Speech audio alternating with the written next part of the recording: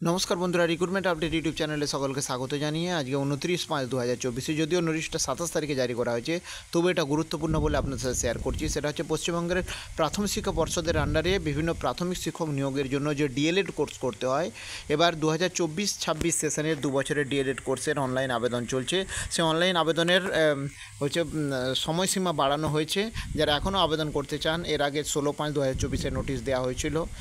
তো তার সাপেক্ষে যারা এখনও last date online submission admission for 2 years DElEd course regular mode.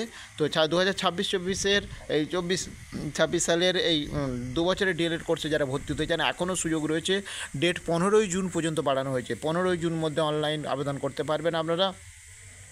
তো আর দেরি না করে তাড়াতাড়ি আপনারা এই কাজটা করতে পারেন।